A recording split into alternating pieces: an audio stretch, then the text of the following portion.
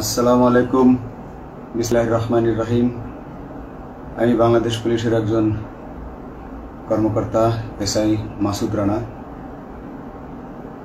আমি আপনাদের কাছে কিছু তথ্য তুলে ধরতে চাই, যেটা বাংলাদেশের মানুষ অনেক দিন ধরেই জানে না, বা তারা এ প্রশ্নের উত্তর খুঁজছে অনেক বছর ধরে, কিন্তু কোনো উত্তর খুঁজে পায়নি। আজকে যাকে সেনাবাহিনী থেকে অব্যাহতি দেওয়া হলো, মেজর জেনারেল জিয়াউল হাসান, যিনি এনটিএমসির প্রধান ছিলেন এবং তিনি র্যাবের অতিরিক্ত পরিচালক ছিলেন। অতিরিক্ত পরিচালক অপারেশন। তিনি মেজর থাকতেই র্যাবে ছিলেন এবং বাংলাদেশে যত গুম খুন হয়েছে, বিএনপি সহ অন্যান্য যারা অ্যাক্টিভিস্ট, সেই গুম খুনের সাথে জড়িত এই জিয়াউল হাসান। অনেক নেতাদেরকেই র্যাবের কালো গাড়িতে করে সিভিলে ধরে আনা হতো, এনে র্যাব 1-এর গোপন আস্তানায় তাদেরকে আটক রাখা হতো। এরপর তাদেরকে সময় মতো অজ্ঞাত স্থানে নিয়ে তাদেরকে হত্যা করা হতো এবং অজ্ঞাত স্থানেই তাদের লাশ হয়তো নদীতে ডুবিয়ে দেওয়া হতো, নয়তো তাদেরকে দাফন করা হতো, নয়তো অ্যাসিডের মাধ্যমে তাদের লাশকে গলিয়ে দেওয়া হতো। আমি 2014 অক্টোবর থেকে 2017 ডিসেম্বর পর্যন্ত র্যাব সদর দপ্তরে কর্মরত ছিলাম। তখন র্যাবের ডিজি ছিলেন বেনজির, যিনি আজকে দেশের হাজার হাজার কোটি টাকা চুরি করে, পুলিশের হাজার হাজার কোটি টাকা চুরি করে পালিয়ে গেছেন বিদেশে। তো আমি দেখেছি অনেক মানুষকে কিভাবে অন্যায়ভাবে গ্রেফতার করে নিয়ে গুম করে রাখা হতো। আমি রিসেপশনে ডিউটি করতাম। গুম হয়ে যাওয়া মানুষের স্বজনেরা আমার কাছে আসতো, কিন্তু আমাদেরকে কঠোর নজরদারিতে রাখা হতো। সিসি ক্যামেরার আওতায় ছিলাম, তাদের সাথে আমরা ওভাবে কথা বলতে পারতাম না। তাদেরকে কোনো তথ্য দেওয়া নিষেধ ছিল আমাদের জন্য। কিন্তু তাদের স্বজনরা আসলে এসে যখন এখানে কান্না করতো, আমি নিজেকে ধরে রাখতে পারিনি। আমি অনেকের স্বজনকেই তাদের স্বজনের, গুম হয়ে যাওয়া স্বজনের পরিণতির কথা জানিয়ে দিতাম। বিশেষ করে যাদেরকে মেরে ফেলা হতো, খুন করা হতো, তাদেরকে আমি খারাপ সংবাদটা দিতাম না। কিন্তু যাদেরকে বন্দি করে রাখা হতো, যেমন বিএনপি নেতা সালাউদ্দিন আহমেদকে যখন অ্যারেস্ট করে আনা হলো, তিনি অ্যারেস্ট করার সময় ধস্তাধস্তিতে মাথায় আঘাত পেয়েছিলেন। তাকে র্যাব 1-এর গোপন কক্ষে আটক করে রাখা হয়েছিল দীর্ঘদিন। এরপর তাকে এক সময় ভারতে পাচার করে দিয়ে আসা হয়। তাকে অজ্ঞাত কারণে হত্যা করা হয়নি। তার ফ্যামিলি এসেছিল, তার স্ত্রী হাসিনা আহমেদ, তার ভাই গিয়াসউদ্দিন আহমেদ। ওনারা আমার কাছে বেশ কয়েকবার এসেছেন। আমি কয়েকদিন ওনাদের এই উদ্বেগ, উৎকণ্ঠা, আমার সামনে বসে কান্নাকাটি দেখে আমি থাকতে পারিনি। আমি ওনাদেরকে কৌশলে আমার ফোন নাম্বার দিয়ে আমি ওনাদের সাথে দেখা করে ওনাদেরকে জানিয়ে দিই যে সালাউদ্দিন সাহেবকে হত্যা করা হয়নি, উনি জীবিত আছেন এবং ওনাকে হত্যা করার সিদ্ধান্ত নেওয়া হয়নি। এই সিদ্ধান্তগুলো যিনি নিতেন তিনি হচ্ছেন বর্তমানে মেজর জেনারেল জিয়াউল হাসান, যাকে আজকে অব্যাহতি দেওয়া হয়েছে। শুধু অব্যাহতি যদি দেয়া হয়, তাকে যদি বিচারের মুখোমুখি করা না হয়, তাহলে এই আন্দোলনের, এই স্বাধীনতার কোনো মূল্য থাকবে না। আমি আজকে আর কাউকে ভয় পাই না। আমি আজকে বিশ্বাস করি যে আজকে আমাকে এই সত্য বলার জন্য কেউ গুম করে দিতে পারবে না, এই সত্য বলার জন্য কেউ আমাকে অ্যারেস্ট করবে না। সেই কারণে আমি বুকে সাহস নিয়ে আজকে কথাগুলো বলছি। আপনারা যারা বিএনপি নেতা ইলিয়াস আলীর অপেক্ষায় আছেন, তাদের জন্য দুঃখজনক সংবাদ। তাকে অনেক আগেই হত্যা করা হয়েছে। তাকে পতেঙ্গা সমুদ্র সৈকত দিয়ে কড়া পাহারায় সাগরের মাঝখানে নিয়ে স্পিড বোটের মাধ্যমে মুখে পলিথিন পেঁচিয়ে হত্যা করে, তার পেট ছুরি দিয়ে ছিদ্র করে, তাকে পাথর দিয়ে বেঁধে সাগরে ডুবিয়ে দেওয়া হয়েছে। শুধু ইলিয়াস আলী নয়, অনেক নেতার সন্ধান যারা আজও পাননি। কিছু মানুষ তো ঘর থেকে উদ্ধার হয়েছে, কিন্তু যাদেরকে আপনারা পাননি তাদের সবার এই করুণ পরিণতি হয়েছে। আমি যদিও তারা এই কাজগুলো অতি গোপনে করত এবং র্যাবের অন্যান্য শাখার কর্মরত কর্মকর্তা কর্মচারীরা এটা জানতো না, কিন্তু আমি অত্যন্ত বিচক্ষণভাবে আমি এই খবরগুলো নিতাম, কারণ আমি জানতাম এগুলো একদিন আমি প্রকাশ করতে পারবো। এবং এই দিনটার অপেক্ষায় ছিলাম আজকে এত বছর, মানুষের কাছে সত্য প্রকাশের। বাংলাদেশের মানুষ জানুক যে কারা খুনি, কারা এত মানুষকে গুম খুন করেছে, এই দেশ থেকে এই দেশে ত্রাসের রাজত্ব কায়েম করেছে। তারা মাদকের ক্রস ফায়ারের নামে যে হত্যা ট্র্যাডিশন চালু করেছিল, এই ট্র্যাডিশনের উদ্দেশ্য ছিল বিরোধী দলের লোকজনকে হত্যা করা। কারণ পুলিশ এবং সেনাবাহিনীর অনেকেই মানুষ হত্যা করতে ভয় পেত, তারা এটাতে অভ্যস্ত ছিল না। অনেকেই অনেক সাহসী, কিন্তু একটা মানুষকে হত্যা করার পর তারা আর ঘুমাতে পারতো না, তাই তারা এসব কাজ করতো না। কিন্তু খুনে হাসিনা কিছু মানুষকে এভাবে হত্যা করতে করতে পুরস্কৃত করার মাধ্যমে হত্যা করতে অভ্যস্ত করে ফেলে। তারাই এই গ্রেফতারকৃত এই গুমকৃত মানুষদেরকে গুলি করে হত্যা করত। এবং তারা এতটাই নিষ্ঠুর যে তারা এক একজন কয়েক শত করে হত্যা করেছে। এবং এই মানুষগুলোর সংখ্যা বেশি নয়, কারণ সবাই লাশ দেখতে পারে না। একটা মানুষকে খুন করার পর লাশের যে ছটফটানি এবং মাথায় গুলি করার পর মাথার যে বিকৃত অবস্থা, এই জিনিসগুলো আমাদের অনেকেই আমরা সহ্য করতে পারি না। তাই আমাদের মধ্য থেকে কিছু হায়নাকে বেছে নিয়ে তারা একটা টিম গঠন করে, তাদেরকে র্যাব সদর দপ্তরে বেনজির আহমেদ প্রতি মাসে পুরস্কার দিতে ডাকতেন। এবং প্রত্যেকটা র্যাবের বিভিন্ন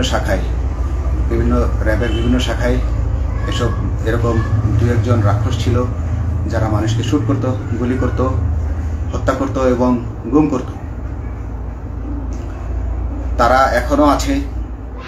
তাদেরকে আমি নতুন সরকারের কাছে দাবি জানাবো, তাদেরকে বের করতে হবে, তাদেরকে বিচারের আওতায় আনতে হবে। না হলে এত শহীদের বিনিময়ে যে ফ্যাসিবাদ থেকে, যে স্বৈর শাসন, যে খুনি হাসিনার হাত থেকে আমরা মুক্তি পেয়েছি, সে মুক্তির প্রকৃত মূল্য আমরা পাবো না, প্রকৃত স্বাদ আমরা পাবো না। এই খুনিদেরকে বের করতে হবে, এই খুনিদেরকে বের করে আইনের আওতায় আনতে হবে। বাংলাদেশ পুলিশ কখনোই গুলি করতে অভ্যস্ত ছিল না। আপনারা জানেন একসময় পুলিশ যে গুলি করতো না, এটা নিয়ে অনেক ব্যঙ্গচিত্র ছাপা হতো পত্রিকাগুলোতে, যে গুলি না করতে গুলি খেলনার বন্দুকে পরিণত হয়েছে। তো কিন্তু সেই নিরীহ পুলিশকে রক্তপিপাসু হিসেবে শেখ হাসিনা তৈরি করেছে। তবে সবাই নয়, কিছু কিছু মানুষ আপনারা দেখেছেন, এবং এই আন্দোলনের ভিডিও ফুটেজ দেখলেও দেখবেন যে কয়েক শত পুলিশের মধ্যে কেবলমাত্র কয়েকজনই জনতার দিকে গুলি ছুড়ছে। তো আপনারা ঢালাওভাবে পুলিশকে আপনাদের আক্রমণের নিশানা বানাবেন না। নতুন সরকার অবশ্যই এর বিচার করবে। আমি আশাবাদী নতুন সরকারের কাছে। তারা যদি আমার কাছে কোনো তথ্য চায়, আমি তথ্য দেব ইনশাল্লাহ। এবং এই খুনিদেরকে, এই রাক্ষসদেরকে বের করতে হবে। প্রতিটি গুমের, প্রতিটি হত্যার সুষ্ঠু তদন্ত করলে এগুলো বের হয়ে আসবে বলে আমি আশা করি। এবং আমি চাই এরা ধরা পড়ুক, এদের বিচার হোক, না হলে এরা যুগে যুগে এই রাক্ষস যুগে যুগে রয়ে যাবে, আমাদের মাঝেই তারা লুকিয়ে থাকবে এবং যুগে যুগেই তারা মানুষের রক্ত পান করেই যাবে। পুলিশ বাহিনী মানুষকে সেবা করবে, এটাই হওয়া উচিত পুলিশের ধর্ম। পুলিশের ধর্ম হবে পুলিশের জন্য, পুলিশ মানুষের জন্য। উন্নত রাষ্ট্রের পুলিশ মানুষ যেভাবে পুলিশকে ডাকলেই পুলিশ 5 মিনিটের মধ্যে ছুটে যায়, তাকে সাহায্য করে। আমরা বিভিন্ন ভিডিওতে দেখি যে পুলিশ হাঁসের বাচ্চাকে রাস্তা পার করে দিচ্ছে, একজন অন্ধ মানুষকে রাস্তা পার করে দিচ্ছে। বাংলাদেশের পুলিশ এমনটাই করতে চায়, আমরা এমনটাই করতে চাই, কিন্তু সেই পরিস্থিতিতে আমাদেরকে রাখা হয়নি। আমাদেরকে রাখা হয়েছে দৌড়ের উপর, আমাদেরকে রাখা হয়েছে বিভিন্ন অন্যায় কাজের উপর, বিভিন্ন অন্যায় আদেশের উপর। কেউ যারা মেনেছে তারা ভালো ভালো জায়গায় পোস্টিং নিয়ে থেকেছে, যারা মানেনি তাদেরকে খারাপ খারাপ জায়গায় পোস্টিং দেওয়া হয়েছে, কারো চাকরি হয়ে হারিয়েছে, কাউকে সাসপেন্ড করে রাখা হয়েছে। আমি নিজেও একজন এমন বৈষম্যের শিকার, অন্যায় মিথ্যা মামলার শিকার হয়ে আমি নিজেও বর্তমানে সাসপেনশন অবস্থায় আছি এবং এই সাসপেনশন অবস্থায় থেকে আমি আল্লাহর কাছে শুকরিয়া জানাই, কারণ এই সাসপেনশন থাকার কারণে আমি ছাত্র জনতার আন্দোলনের সাথে সংযুক্ত হতে পেরেছি। আমি সবসময় আল্লাহর কাছে দোয়া করেছি যে আল্লাহ, তুমি আমাকে মুজাহিদ হিসেবে কবুল করো, আমাকে জিহাদ করার তৌফিক দান করো এবং আমাকে শহীদী মৃত্যু দান করো। এবং আল্লাহ আমার দোয়া কবুল করেছেন। আমি ছাত্র জনতার সাথে এই জিহাদে অংশগ্রহণ করেছি, ছাত্র জনতা সফল হয়েছে। আমি গর্বিত আমি এই আন্দোলনে একজন পুলিশ অফিসার হয়েও আমি অংশগ্রহণ করতে পেরেছি। তো যাই হোক, আমি চাইব যে বাংলাদেশ পুলিশের, র্যাবের যে সকল কর্মকর্তা অগণিত মানুষের গুম খুনের সাথে জড়িত ছিল তাদেরকে ধরা হোক, তাদেরকে আইনের আওতায় আনা হোক। আমাদের মতো অনেক অফিসার আছি যারা এসব কুকর্মের সাক্ষী, আমরা সাক্ষ্য দেব। আমরা এখন আর ভয় পাই না। আমরা আসলে যে ভয় পেয়েছি তা নয়, আমাদের বাহিনীতে টিকে থাকাটা জরুরি ছিল। জনগণের স্বার্থেই আমাদের বাহিনীতে থাকা জরুরি ছিল, কারণ আমরা যদি বাহিনী থেকে আউট হয়ে যেতাম তাহলে এসব তথ্য আমরা জানতে পারতাম না এবং জনতার কাছে পৌঁছাতে পারতাম না। জনতার কথা বলতে হলে, জনতার সাথে থাকতে হলে আমি পজিশনেও থাকতে হবে। এই জন্য অনেক কিছুই প্রকাশ করিনি, কারণ আপনারা ভালো মতোই জানেন যে অনেক সেনাবাহিনীর মেজরকেও গুম করে দেওয়া হয়েছে যারা মুখ খুলেছে। আমি তো একজন সামান্য সাব ইন্সপেক্টর, আমাকে গুম করে দেওয়া তাদের 1 সেকেন্ডের ব্যাপার ছিল। তো আমি এখন বিশ্বাস করি যে এখন সেই দিন, সেই কালো মেঘ সরে গেছে আকাশ থেকে, আকাশ মুক্ত হয়েছে, এই দেশ জালিমের শাসন থেকে মুক্ত হয়েছে। আল্লাহ তাআলা আমাদের উপর রহমত বর্ষণ করেছে। অগণিত মুসলিমের দোয়া আল্লাহ তাআলা কবুল করেছেন, অগণিত 18 কোটি মানুষের দোয়া আল্লাহ কবুল করেছেন। তাহলে এইভাবে হঠাৎ করে 15 দিনের মধ্যে 15 বছর ধরে গড়ে ওঠা রাক্ষসের পতন ঘটা আল্লাহর রহমত ছাড়া, আল্লাহর রহমত ছাড়া এটা কখনোই সম্ভব হতো না। আমি আল্লাহর উপর ভরসা রেখে বলছি, আপনারা নতুন প্রশাসনকে ঢেলে সাজান, পুলিশ বাহিনীকে ঢেলে সাজান। এই সিস্টেমের মধ্যেই, পুলিশের এই সিস্টেমের মধ্যেই গণ্ডগোল আছে, নিয়োগের মধ্যে গণ্ডগোল আছে। আপনারা এই সিস্টেমগুলো পরিবর্তন করুন, আপনারা এই সিস্টেম পরিবর্তনে সাহায্য করুন এবং পুলিশ ডিপার্টমেন্টে যত ডিপার্টমেন্টাল পরীক্ষা আছে এগুলো তুলে দেন। এই ডিপার্টমেন্টাল পরীক্ষাগুলোর মাধ্যমে আমাদের ঊর্ধ্বতনরা আমাদের গলা সবসময় চিপে ধরে রাখে, ঠিক আছে? সেজন্য আমরা তাদের কাছে সবসময় আটকা থাকি। এই জন্য আমরা অনেক কিছু বলতে পারি না, অন্যায়ের প্রতিবাদ করতে পারি না। তো এই সিস্টেম পরিবর্তন জরুরি। ডিপার্টমেন্টে কোনো পরীক্ষা থাকা যাবে না। কনস্টেবল হতে যারা একটা নির্দিষ্ট সময় পর তার বিভিন্ন কোর্স করানোর মাধ্যমে তার প্রমোশন হতে হবে। সাব ইন্সপেক্টরে ভর্তি হয়ে 5 বছর পর ইন্সপেক্টর হিসেবে পদোন্নতি পাবে, তার 5 বছর পর সহকারী পুলিশ সুপার হিসেবে পদোন্নতি পাবে। এভাবে আইন পরিবর্তন করতে হবে। তাদেরকে দক্ষ করে গড়ে তোলার জন্য বিশেষ কোর্সের আয়োজন করতে হবে এবং সৎভাবে বাঁচার জন্য সঠিক বেতন কাঠামো এবং ভালো কাজের জন্য পুরস্কার এর ব্যবস্থা করতে হবে।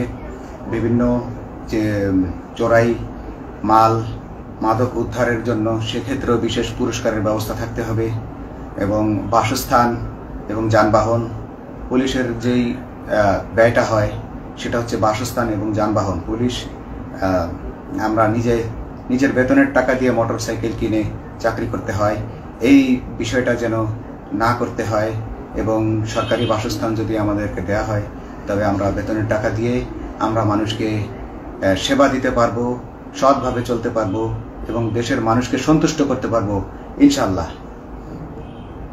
তো আমি আপনাদেরকে প্রথমে যেই তথ্যগুলো দিয়েছি গুম খুনের বিষয়ে, আপনারা এই তথ্যগুলো অনুসন্ধান করুন, অনুসন্ধানে টিম গঠন করুন।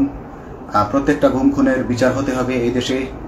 যারা আটক ছিলেন অনেকেই হয়তো এখন আয়নাঘর থেকে মুক্তি পেয়েছেন, কিন্তু যারা দুর্ভাগ্যের শিকার হয়ে মৃত্যুবরণ করেছেন তাদের আত্মীয় স্বজনরা, তাদের প্রতি আমার সমবেদনা রইল।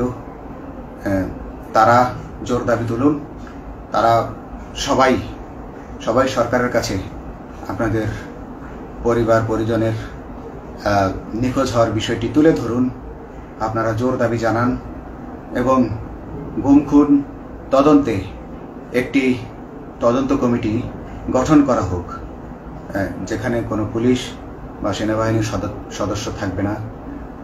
এটা হতে পারে বিচার বিভাগীয় তদন্ত বা অন্য কারো মাধ্যমে, কিন্তু এই হায়নাদের এই খুনিদেরকে বের করুন, বের করে এদেরকে শাস্তির আওতায় আনুন, তবেই এই তারা তাদের বলিদান সফল হবে। আসসালামু আলাইকুম।